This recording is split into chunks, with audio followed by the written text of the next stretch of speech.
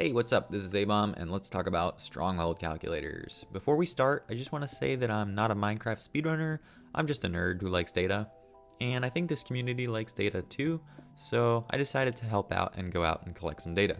Hopefully, if we get some good information about calculators, we can make a more informed decision on whether or not to ban them. So I'll break this video down into 3 parts. In the first part, I'll be doing a quick intro on the math. Don't worry, it's not that complicated. In the second part, I'll be testing out the hack/mod I use to triangulate the Stronghold and see how well this blatant cheat works. And in the last part, I'll be using some mental math to see how well I can do without a calculator, and maybe even convince you that F3 should be in its own category. So let's start with the math. We all know that ender eyes draw a straight line from you to the Stronghold. So in theory, if you have 2 lines, you can just find where they intersect, and boom, that's where the Stronghold is. There's only one problem, and I think you all know what that is. The Stronghold is really far away. So if the angle difference or angle delta between your lines is small, the margin of error is large. We can also use more than 2 lines to help with this imprecision and make a more informed decision on where we think the Stronghold is. So you want good measurements, but we're talking about speedrunning. So what you really want is you want fast measurements that are also good. Now, I'm going to keep this video short and not go too much into depth about my personal triangulation method, but this is just what I find works best. I might make a video on it later on and compare it to other methods. So for me, step 1 is throw out an eye, get a baseline. Step 2 is to walk away from that line at an angle, let's say like 45 to 90 degrees away, and we're going to walk that line for about 100 blocks. Then we're going to throw another eye to get another line and use that to calculate where the intersection is or where the Stronghold is. If we're not super confident about where the Stronghold is, we can repeat that process until we are more confident, and then we will dig down to find the Stronghold. Basically, what my triangulation method is doing is getting you closer to the Stronghold while also increasing your angle delta so that you can become more and more confident that you do in fact know where the Stronghold is. If you walk straight towards the Stronghold, your distance is going to decrease, but your angle delta won't change at all. Conversely, if you run away from the Stronghold, you might change your delta very fast, but you're also wasting time by increasing the distance to the Stronghold itself. So now for part 2, how well does my hack work? I try to make the most blatantly obvious hack possible, and well, turns out it works pretty well. If the video doesn't give it away, I will explain some of the data behind it. I ran a few 100,000 simulations testing out different parameters, and the accuracy is good. When I was running these simulations, I had to suppose that the player had a margin of error when measuring angles that the ender eyes were taking off at. If there was no margin of error, the lines would intersect perfectly on the Stronghold every single time. So I used a margin of error of about 0.1. And so that means that an angle measurement of 41.3 could actually be anywhere between 41.2 and 41.4. During these simulations, I also tested out some other parameters to help figure out what the best travel distance, travel angle, and number of eyes needed to become confident that you know where the Stronghold is. Performance was measured based on how often the predicted coordinate was adjacent to the Stronghold chunk. This percentage chance represents the likelihood that if you throw a single ender eye at the destination of where you think the Stronghold is, that ender eye would lead you to the chunk with the 4-4 staircase. There are other metrics to judge performance, but I'm not a statistician, so if you want to play around with those on your own and come up with the best parameters via some sort of machine learning AI, go ahead and check out the description where I've attached the Google Sheets that I used for this research. In conclusion, the hack is pretty good, the accuracy top notch. Before I move on and have everyone hating on calculators, I just want to say that the tool that I made could have easily been hidden from the viewer. What I made was not a Minecraft hack or a Minecraft mod. I have a completely vanilla installation of Minecraft, and the tool I used was completely external to Minecraft itself. It does leverage Minecraft's F3+C command, which copies your coordinates to the clipboard, and from there reads your clipboard and does all the calculations on the back end.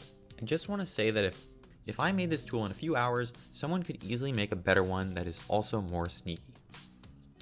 And now for part 3. let's have some fun and see if my mental math abilities can get anywhere close to calculator accuracy. Apologies in advance if this gets a little complicated. So what are calculators actually doing when they're calculating trigonometric functions? Well, they're solving this formula which is called the Maclaurin series. The idea is that it lets you approximate the true value for sine of x, cosine of x, arctan of x, or other infinite series. But calculators don't actually do that for performance reasons.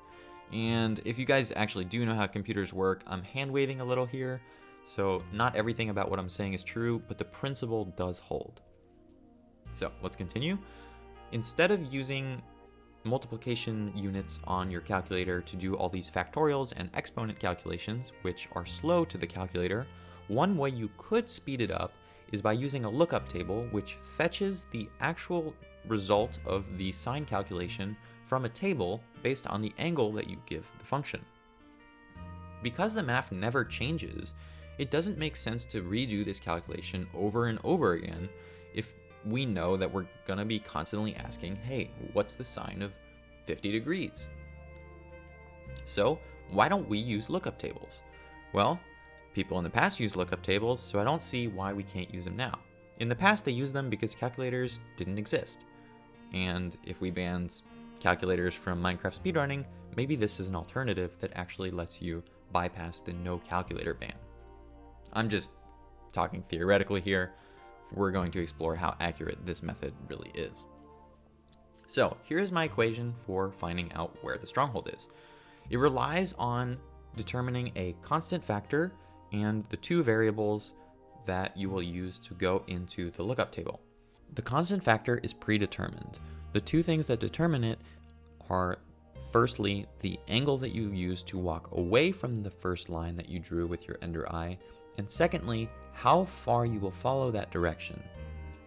So the two variables are the angle delta between your first eye and your second eye, and the second angle measurement. In the lookup table, you will find the delta x and delta z from the point that you threw the second eye to where the stronghold should be. If that doesn't make sense, hopefully the video clears it up. In the video, what I'm doing is I'm throwing my first eye, turning 90 degrees to the side, running about 100 blocks or 6 chunks, and throwing my second eye. From there, I calculate the angle difference and go in the lookup table to see where I need to teleport to.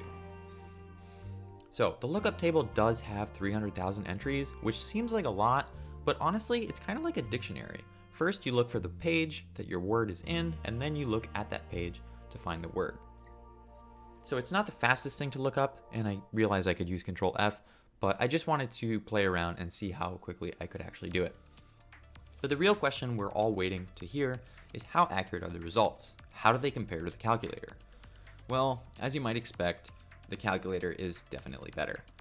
But this method is actually pretty good. When you look at the simulation data, you will find that if you are able to minimize your margin of error, your calculations will be perfectly accurate. The one problem is that there are more margins of error with this method than in the previous method. In the previous method, we only had the margin of error for measuring an angle. Now we have a margin of error for how far we are walking away from the first eye, as well as what angle we're walking away from the first eye. Now there are 3 margins of error. The donut shape that you might end up in where you throw your second eye can be quite large. So this will lead to more error and less accuracy. However, the math is correct. If you do this perfectly, you will find the stronghold. So the results aren't great, but they're not terrible. In the video, I did use a 90-degree angle, but according to the data, a 30 or 45-degree angle is actually just as good. And this makes sense for speedruns because you don't actually want to run away from the stronghold, which is normally what a 90-degree angle lets you end up doing. So a 30 to 45-degree angle gets you closer to the stronghold and gives you a pretty informative guess as to where the stronghold is going to be. Whatever you do though, the mental math simply can't compete with the calculator. I don't know if this method existing is enough grounds to be the sole reason for splitting F3 into its own category. Now, That concludes the objective part of my analysis. If you stuck around long enough, I greatly appreciate it, and I hope I've been clear and thorough. Feel free to point out any flaws that I've made, and I may address them in the comments or with a separate video entirely. Now I will conclude with my own personal opinion on the matter as someone who has nothing to gain or lose based on the legality of calculators. Historical speedruns have shown that an insane amount of luck is required for world record pace. Normally, a world record pace entails some sort of crazy strategy like an ocean exposed stronghold that lets you skip triangulation, skip stronghold navigation, and blaze your way right to the Ender Dragon. I believe that the use of calculators or splitting up F3 runs into a separate category may not actually place a significant role in beating the current or future world records. In fact, I'll go as far to say that it might actually hinder progress towards beating the world record. The reason I think that is the case is because using a calculator is going to slow you down. And if you are having a seed where you don't actually need to use a calculator, then using the calculator can only slow you down. Now, I'm not saying that there's never going to be a world record where someone used a calculator. I'm sure it can happen. I'm just saying that in the optimal, luckiest seed, a calculator is definitely not required, nor is F3. With that said, I do believe that allowing calculators is going to greatly increase the number of players who are able to achieve sub 30 or even sub 20 minute times. While this does denigrate the achievement of prior runners who were able to achieve these times without such tools, I urge the community to consider whether calculators make Minecraft speedrunning more or less approachable as a whole, given the ever-growing complexity of strategies used to achieve a good time. On the one hand, Minecraft calculators let you sort of skip over the complications around triangulation, but on the other hand, if calculators are so commonplace, it's just another tool you have to install to even begin speedrunning. So I'm not one to judge factors which are of utmost importance to the community. Whether you guys want to have more runners or protect the way Minecraft is meant to be played in Mojang's eyes, or if we just want to go as fast as possible and push the limits and definition of any percent RSG as far as it can possibly go. Regardless of the decision of the community, I believe that enforcing no calculator policies is going to come down more to trust than anything else. I could have made a much more sophisticated and furtive software, but I chose not to do so because I had nothing to gain from doing it. And now I'm actually done with the video. Thank you for listening. Hope you enjoyed. See you next time. Peace out.